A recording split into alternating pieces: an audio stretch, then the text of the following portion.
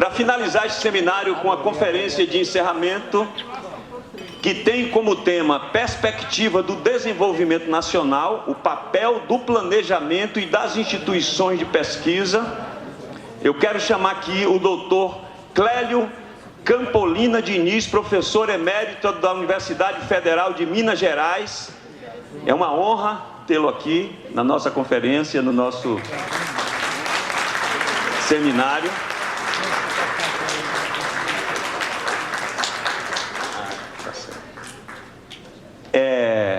E aí eu chamo a Cássio, o diretor-geral do SEI, para mediar essa mesa, e desejo a todos, assim, um final de conferência, né?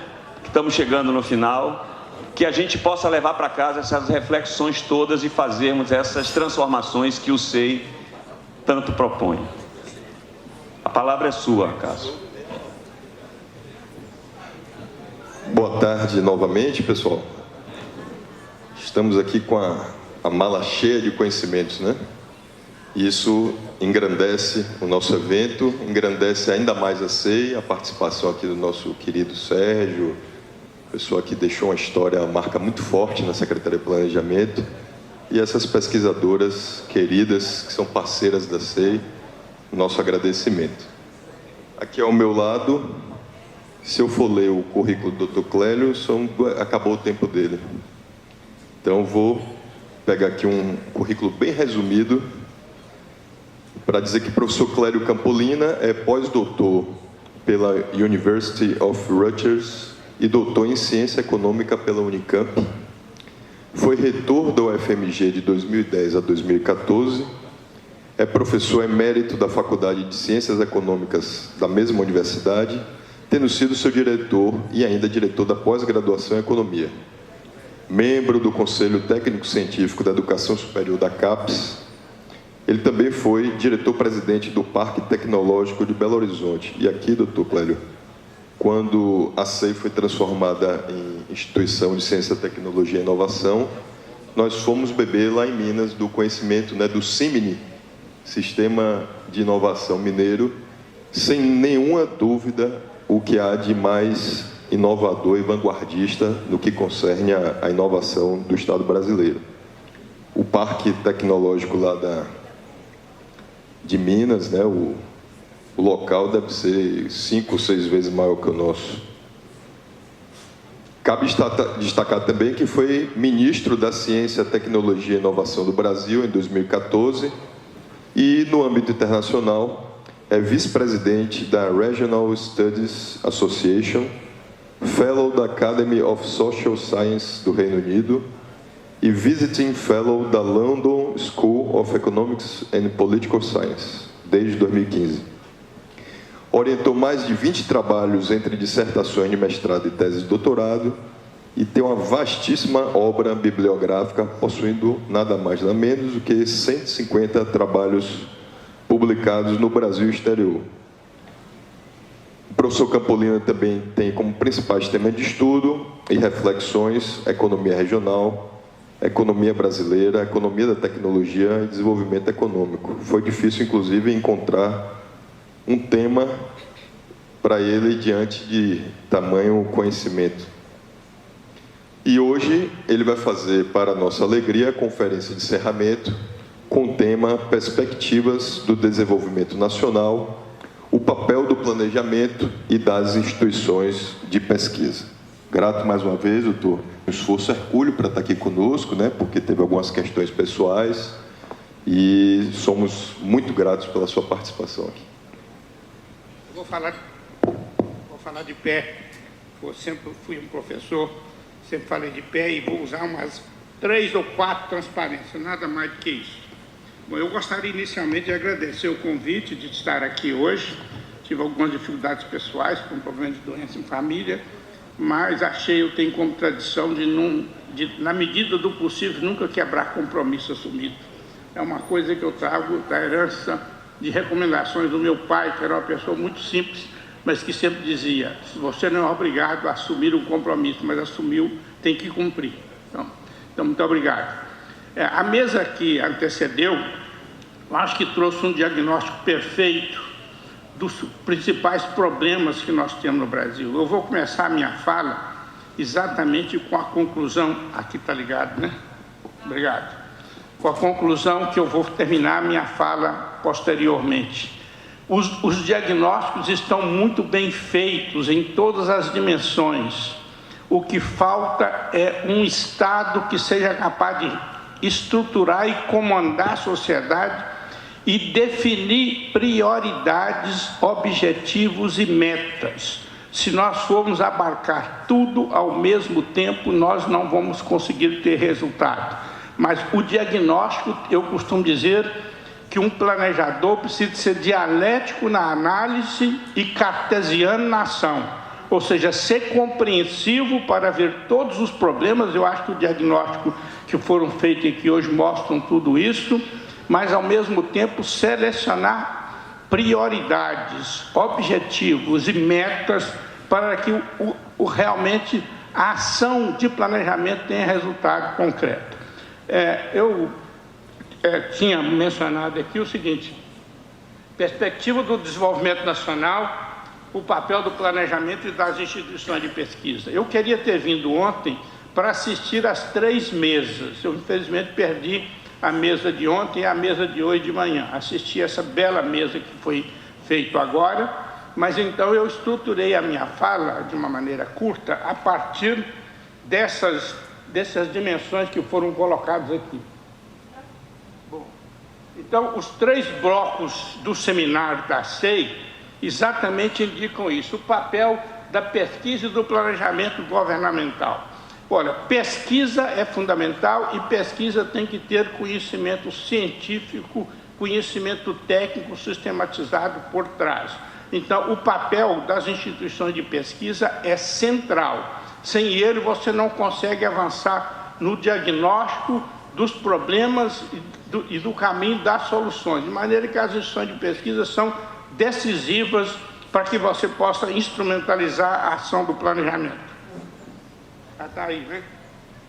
Segundo, inovações tecnológicas. Nós vivemos, eu costumo dizer, eu estou acabando de escrever um artigo que será publicado nos próximos dias sobre Brasil face à corrida científica e tecnológica mundial. Nós vivemos vários ciclos tecnológicos depois que o capitalismo foi consolidado.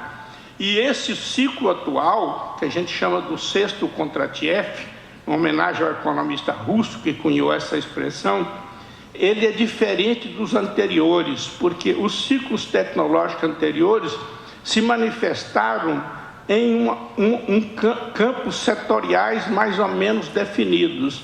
Atualmente nós temos várias linhas de desenvolvimento científico e tecnológico e uma crescente interface entre elas, criando também uma interdisciplinaridade permanente. Eu falo em interdisciplinaridade porque os fenômenos muitas vezes são transdisciplinares, mas nenhum de nós é transdisciplinar. Portanto, só tem um caminho: trabalhar conjunto, trabalhar de forma em equipes. O trabalho em equipe é fundamental para que um entenda a dimensão do problema do outro e consiga construir de forma conjunta a solução para os problemas que são comuns. Eu acho que a mesa que antecedeu reflete exatamente isso. A questão ambiental, a questão social e da pobreza, a questão educacional, a questão do desenvolvimento econômico como base, a questão demográfica, todas essas são dimensões distintas que só o trabalho conjunto é capaz de buscar o entendimento de quais são realmente os principais desafios, quais são as principais soluções, quais devem ser as prioridades, quais devem ser as metas. Porque se nós formos tentar atuar de forma conjunta em tudo ao mesmo tempo, você acaba não conseguindo. Essa é a minha visão, tá certo? E, por fim, a questão do desenvolvimento regional. O desenvolvimento é, por natureza, desequilibrado. Nós estamos falando em capitalismo, ele é desequilibrado socialmente, é desequilibrado internacionalmente e é desequilibrado do ponto de vista territorial em cada país. E no Brasil, um país com essa dimensão territorial, esse fenômeno ganha ainda uma dimensão adicional, de maneira que pensar o desenvolvimento brasileiro passa também por pensar a sua dimensão territorial, que ela é muito diferenciada. Eu era um crítico permanente de pensar as políticas regionais brasileiras, na época que as 3 superintendências estavam funcionando, Norte, Nordeste e Centro-Oeste, quando vinham várias decisões governamentais, dizia o seguinte: 30% do recurso é para ser distribuído por Norte, Nordeste e Centro-Oeste. Olha, as realidades são totalmente distintas. O Centro-Oeste é uma região vazia e hoje rica. O Nordeste é uma região ocupada e historicamente com problemas sociais graves, além de problemas ambientais graves também, a questão do semiárido. A questão norte é outra dimensão, é um patrimônio natural que nós precisaríamos saber como preservá-lo, utilizá-lo sem destruí-lo. De maneira que isso também o Brasil precisava de repensar. Então eu acho que as 3 mesas que antecederam levantaram os problemas. Eu não assisti ontem e hoje de manhã, mas pela qualidade da mesa de agora que foi apresentada, eu estou seguro que os problemas foram levantados. Então essas 3 mesas foram levantados os problemas. Então, a minha visão é como, então, pensar o papel do planejamento e das instituições de pesquisa para o desenvolvimento nacional. Como juntar tudo isso para pensar o planejamento, voltando àquilo que eu disse na introdução da minha fala. Ser dialético na análise, ser compreensivo, mas ser seletivo do ponto de vista de objetivos e de prioridades. Isso tem que ser datado cronologicamente. O fim da minha fala eu vou terminar exatamente com uma figura, mostrando como eu penso as várias etapas do planejamento. Então, o grande desafio é como articular os meios e os instrumentos para atingir os objetivos que nós desejamos. Pensando a questão da Bahia, eu já trabalhei um pouco sobre a Bahia na década de 90, estou muito distante dos problemas concretos da Bahia, mas tentei fazer uma recuperação rápida. Primeiro, não tem como fazer o desenvolvimento social sem casar o desenvolvimento social com o desenvolvimento econômico. A base material, tá certo, do desenvolvimento tem que ser pensada. Então, eu tipifiquei aqui algumas questões que eu vejo para pensar a questão do desenvolvimento econômico e depois eu vou passar para o desenvolvimento social da Bahia. Primeiro, não vamos desperdiçar o potencial dos recursos naturais, vamos saber como utilizá-los. O oeste baiano é uma fronteira agrícola que está sendo puxada para fora. Uma coisa que eu vou dizer aqui é o seguinte: eu fiz uma tese de doutorado sobre o papel dos recursos naturais no desenvolvimento econômico, defendi em 1987 e, à época, já está escrito lá, que tinha que ligar a fronteira de cerrados do Nordeste brasileiro com o litoral, para trazer os efeitos multiplicadores para cá. Tá certo? Então, isso é uma coisa central. Então, é um potencial econômico, tem que saber como implementá-lo, como utilizá-lo de uma forma desejável. Segundo, as áreas irrigáveis, ou seja, quem vive no exterior sabe que fruta é um negócio raro em países de clima frio, por exemplo. O Brasil tem um potencial de vender. Você hoje come todas as frutas o ano inteiro no Brasil. Você tem uva na mesa o ano inteiro produzida no Brasil. Isso é um potencial enorme e que a Bahia, por exemplo, tem vantagens relativas nisso aí. Os recursos minerais, eu vi vários estudos aí falando em ferrovia, para ver como é que exporta minério de ferro ou outros recursos minerais, mas depende do porto, tem um projeto Ibamin que está parado, essas coisas todas. Então tem que aprofundar nessas coisas para saber se tem soluções. O potencial energético, o Zé Sérgio Gabriel está aqui, tá certo? Nós estamos mudando, temos todas as necessidades e as condições de mudar a matriz energética brasileira. O Brasil tem uma vantagem enorme. Primeiro que nós temos uma das matrizes energéticas mais limpas do mundo, considerada a questão das fontes hidráulicas. Agora, o potencial da energia solar e eólica é um diferencial que pode realmente dar vantagens comparativas ao Brasil e que pode ser aproveitado exatamente para alavancar o desenvolvimento de outras atividades e outros setores, tá certo? Então isso aqui a Bahia tem. O potencial turístico da Bahia. A Bahia é uma terra, aqui pela pessoa que animou o nosso evento, mostrou exatamente a riqueza cultural que a Bahia tem, gente. Eu sou mineiro, mas isso é uma coisa reconhecida por todo mundo, em todas as dimensões, da cozinha, da música, tá certo? Tudo isso, da cultura local, é uma riqueza, é um potencial que pode ser, em vez da gente ficar se humilhando, porque não temos aqui a pessoa que dança balé, temos que nos vangloriar, porque temos o melhor carnaval do Brasil, tá certo? Tudo isso são potenciais. O semiárido eu não conheço, mas eu tenho visto falar que tem potencial, além da questão solar e eólica, Carnaúba, não sei mais o que pode ser aproveitado. Agora, tem um problema econômico na Bahia que eu não sei, está uma indagação na minha cabeça.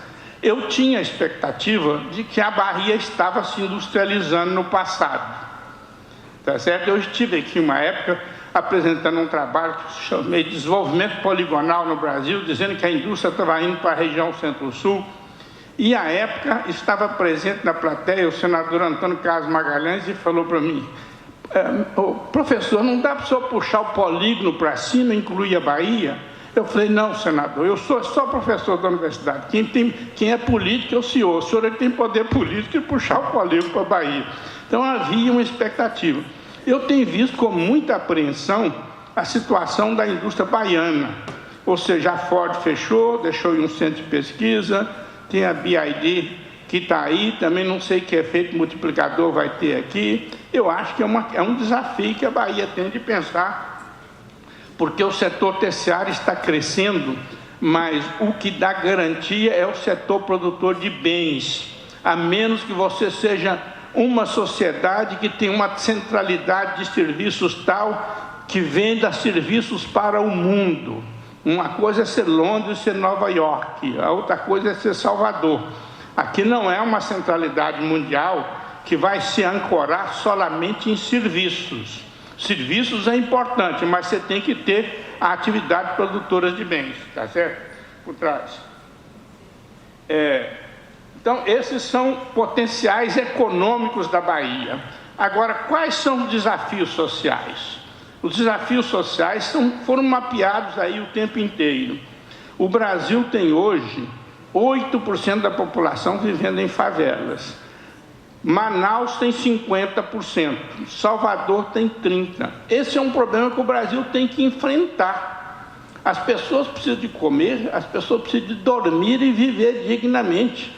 Eu não sei, eu coordenei um trabalho com o Ministério do Planejamento em 2007, 2008, que é o trabalho sobre a dimensão territorial do desenvolvimento brasileiro, o volume 3 que eu coordenei, era a proposta do Brasil policêntrico. Aliás, o Celso Furtado, num artigo de 1967 que ele publicou na Índia, ele dizia que o plano que ele pensou para o desenvolvimento do Nordeste, ele deixou duas coisas de fora que eram centrais: a questão da tecnologia e o papel das cidades. A cidade estrutura e comanda o território. E o Cristalha já falava isso na década de 1930, e depois veio o Tyler e falou assim: é o sentido dos fluxos. A cidade estrutura o sentido dos fluxos. Quando foi feito o trabalho sobre a dimensão, os eixos nacionais de desenvolvimento e integração do Brasil, eu fui convidado para ser um dos debatedores no BNDES. Eu cheguei e disse: o trabalho está muito tecnicamente bem feito, porém tem duas falhas centrais. Os eixos não têm roda e estão de costa. Perguntaram: mas o que você quer dizer?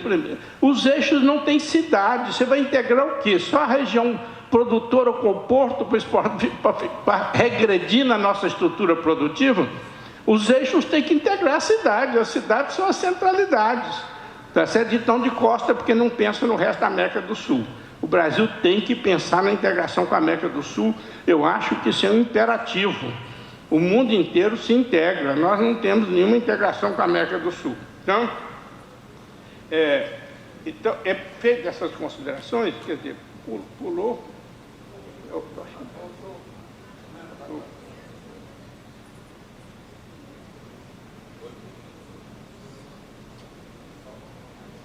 Estou ruim nisso aqui, né?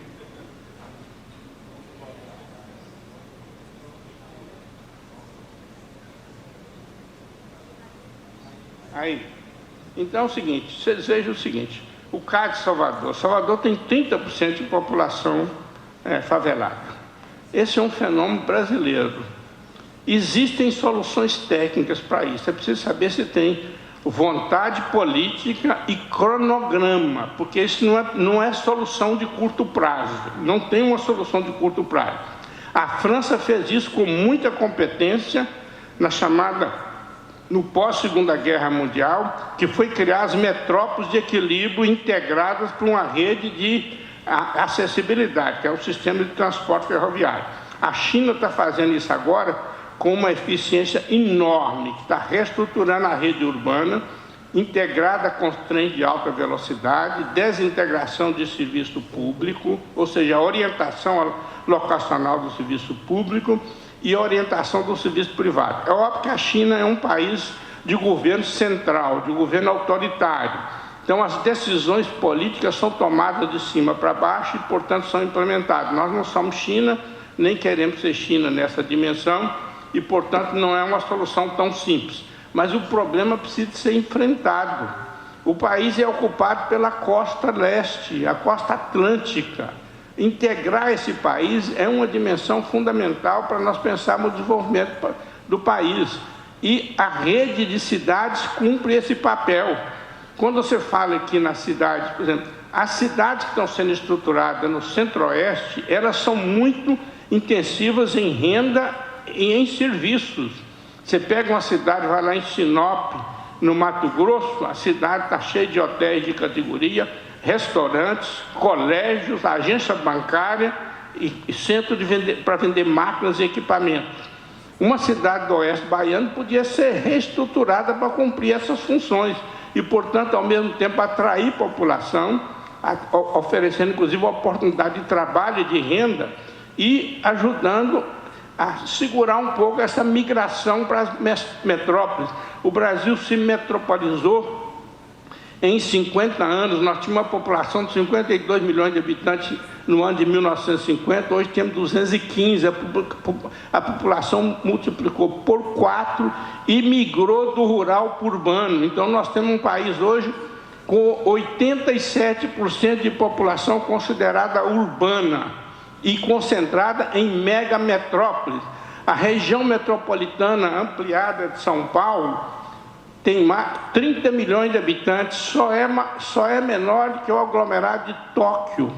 É um país subdesenvolvido que se aglomerou, concentrou, e as cidades criam uma segmentação territorial e social.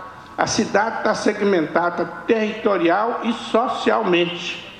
Tá certo? Que é o problema, que a forma como foi feita a urbanização brasileira. Você tem algumas partes com uma elite de alta renda, dotada de serviços públicos, diz que aqui na praia não tem fome, óbvio, vai ver quem mora lá na praia, tá certo? E outras regiões não tem. Então, essas são todas as metrópoles brasileiras. Eu peguei o caso de Salvador aqui, 36% de população considerada vivendo em favelas.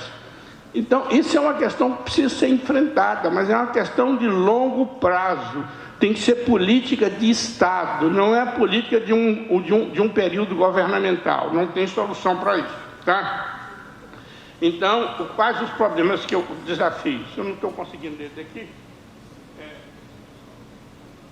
eu listei aqui 4 problemas estruturais que o Brasil precisa enfrentar para o planejamento. Primeiro, educação básica de qualidade. Hein? Não, ainda está ali. Educação básica de qualidade. A Alemanha e o Japão resolveram o problema educacional básico no final do século XIX. Eles foram destruídos pela guerra, foram os 2 grandes inimigos. quando chegou na década de 70, 30 anos depois do final da guerra, eles já estavam questionando a liderança americana no desenvolvimento industrial. Recuperaram com uma rapidez enorme. Entre outras razões, primeiro que o capitalismo central deu apoio a eles para se recuperarem. Entre outras razões, porque tinha uma sociedade preparada. A educação básica é para dar à pessoa, formar para a vida e para o trabalho. Se a população não tem acesso à educação básica, eu peguei os dados aí que tá, eu não estou conseguindo ler, está um pouco longe aqui.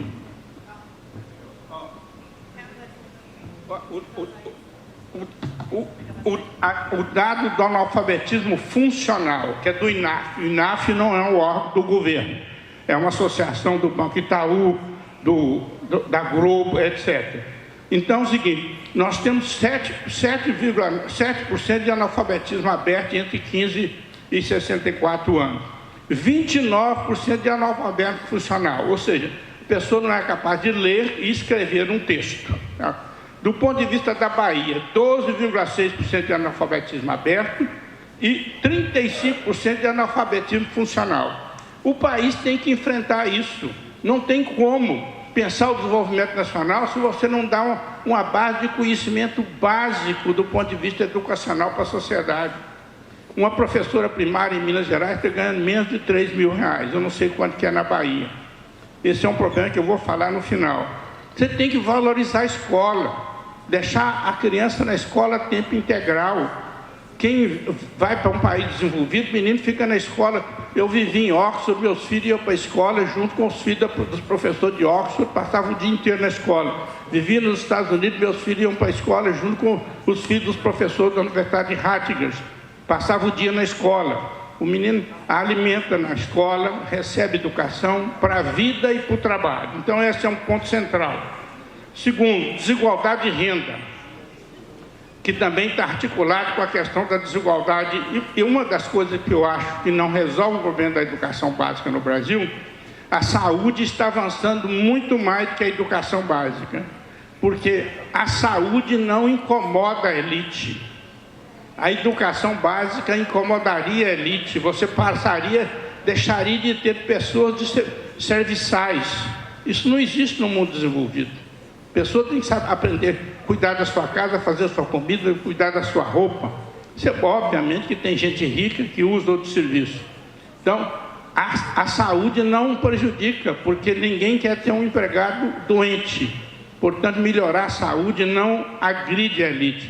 Mas a educação básica não é prioridade.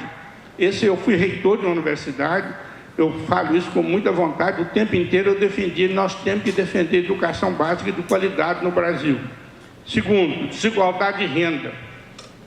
Nós estamos vivendo, hoje melhorou um pouco, inclusive os dados que o Gabriel apresentou aqui, é o seguinte, de transferência de renda. Óbvio que é uma questão que tem que ser datada.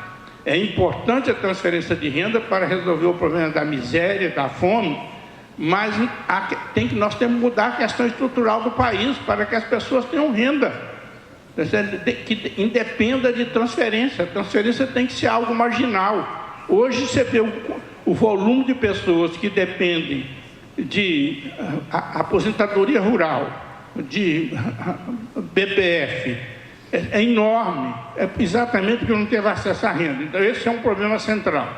O terceiro é o déficit habitacional que eu já mencionei. Ou seja, eu falei o caso de Salvador, tem 30% de população favelada, mas isso é todas as metrópoles brasileiras. A maior concentração de pobreza hoje está na periferia de São Paulo. Uma segmentação social e territorial. Só que São Paulo é tão grande que o percentual da população considerada favelada é mais baixo. E o quarto problema estrutural é a estrutura do Estado brasileiro.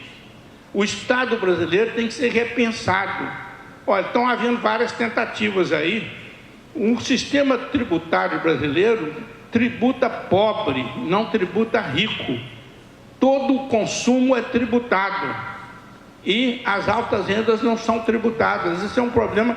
Estão tentando implementar isso, tem proposta no Congresso, mas a reação é enorme. Não existe lugar nenhum do mundo que um servidor público ganha 2, o outro ganha 200. Tá certo? Uma professora no meu estado ganha 2.000, o salário mínimo é 1.500. Tem muito servidor público que ganha R$1.500. E você tem o teto salarial, que é 44, mas tem, que a imprensa divulga o tempo inteiro, algumas categorias que têm mecanismo de furar esse teto e ganha 200, 300, etc. Então, isso não existe no mundo. Podia passar para o próximo, por favor. Anterior. Então, quais são os desafios? Os desafios sociais eu achei que são esses 4. Educação básica, a habitação, distribuição de renda e a questão da estrutura do Estado brasileiro. Os desafios econômicos. No caso da Bahia, por exemplo, pensando o que eu conheço, a precariedade da infraestrutura para aproveitamento de recursos naturais. A soja da Bahia, não sei se está saindo por Maranhão ou se está saindo por São Paulo. Ela não sai pelo litoral. Esse é um problema, inclusive porque você poderia criar estrutura de renda, de desenvolvimento da cidade do oeste daquela região. A mesma coisa, a desindustrialização precoce no Brasil. Desindustrialização é um fenômeno, a perda da indústria no PIB é um fenômeno mundial, mas não o que aconteceu no Brasil. O Brasil, em 1985, tá certo? Como talvez a herança do desenvolvimentismo que o Gabriel falou, chegou a ter 25% do PIB na indústria. Atualmente tem 10%. Isso num país com o nível de renda do Brasil é dramático. O país a indústria foi sucateada no Brasil. Eu mencionei que as razões que a gente tem que conhecer. Primeiro, a crise dos anos 80. Ela foi decisiva, ela golpeou o segundo PND, que era um projeto dos militares, era um projeto da ditadura, mas era um projeto de fortalecer a indústria, a gente tem que reconhecer isso. O Marx, quando escreveu os Grundrisse, diz que a primeira coisa que você tem que fazer é ler os adversários para saber no que eles têm razão, tá certo? Então, era um projeto de industrialização forte, foi golpeado com a crise dos anos 80, o Reagan desvalorizou o dólar, valorizou todas as outras moedas, então jogou o mundo numa recessão profunda. Começou aí. Segundo, a abertura do governo Collor sem nenhuma condicionante. Isso sucateou mais ainda a indústria brasileira. Terceiro, a onda de privatizações e a onda neoliberal consagrada com o consenso de Washington. O negócio era liberar, privatizar e abrir os mercados, numa economia que não estava ainda preparada para isso. E o último é o boom das commodities. O Brasil quebrou numa certa época, mas depois teve folga de relações internacionais, e o câmbio brasileiro chegou a um momento que era tudo muito mais barato no exterior do que no Brasil. Uma sobrevalorização da moeda nacional. Eu fui presidente da Associação das Universidades de Língua Portuguesa, tinha que ir a Lisboa todo mês, a sede fica lá. Um terno em Lisboa custava 1/3 do que custava em Belo Horizonte, é câmbio. Um hotel em Londres custava mais barato que Brasília. Isso é câmbio, acabou de sucatear a indústria. Passa o último, por favor. E aí eu chego na minha última apresentação, quer dizer o seguinte: planejamento é preciso primeiro definir prioridades, objetivos, prioridades, depois metas. Depois o volume de recursos que você precisa para implementar aquilo, recursos técnicos, recursos humanos, recursos institucionais. Se não é possível, você tem que voltar na seta, por isso que a seta ela tem 2 sentidos. Segundo, como institucionalizar isso. A seta talvez aqui está mais fácil para eu ver. Deixa eu passar para cá para eu conseguir ler, porque eu não estou conseguindo ler. Avaliação dos meios necessários, meios de recursos técnicos, humanos, materiais, institucionais. Terceiro, desenho dos programas e ações. Esse desenho tem que ser feito de forma conjunta, numa certa interdisciplinaridade, mas com predominância das pessoas especializadas em cada área de conhecimento para cada programa. Escolha dos instrumentos. Vai ser incentivo, vai ser financiamento, vai ser quais os instrumentos que nós vamos utilizar para fazer isso. Quarto, definição dos indicadores e resultados. O planejamento tem que ser acompanhado. Se ele não for acompanhado, você não sabe o que está acontecendo de certo ou errado. E, portanto, nesse monitoramento e uma reavaliação. À luz da reavaliação, você volta a todas as etapas anteriores para poder redefinir as suas metas, as suas prioridades, seus objetivos, seus instrumentos. E, portanto, um planejamento de longo prazo precisa ser uma coisa de política de Estado, não de uma gestão governamental de curto prazo, porque muitos objetivos não podem ser atingidos no curto prazo, são objetivos de longo prazo. Então essa é a minha reflexão. Eu concluiria dizendo que, pelo que eu vi aqui, a SEI está muito bem instrumentalizada, tem diagnóstico de todos os principais problemas, tá certo? Agora tem que convencer o poder político a assumir ajudar o poder político a definir essas prioridades e desenhar um plano e implementá-lo, acompanhando e corrigindo tudo que for necessário ao longo do processo. As experiências mais bem-sucedidas de planejamento são, atualmente, o que eu venho acompanhando, é a experiência chinesa, que não serve para nós no seu todo, porque é um país centralizado, autoritário, etc. Mas nos ensina muitas coisas, tá certo? Então é isso que eu tinha a dizer para vocês, parabenizar e dizer que os diagnósticos estão muito bem feitos. O que precisa é exatamente definir prioridades, definir os objetivos do gasto, prioridade, os instrumentos e a institucionalidade, senão a gente não avança. Então, o que acontece no Brasil e nos países capitalistas em geral é que fazem belos diagnósticos, mas não conseguem avançar nas etapas de implementação. Você vê, o Brasil continua com a pobreza de hoje, continua com o analfabetismo de hoje, continua com a concentração das periferias da cidade, que é a manifestação social dos problemas que a gente não foi capaz de resolver. Então é isso que eu tinha a dizer a vocês. Muito obrigado e parabéns.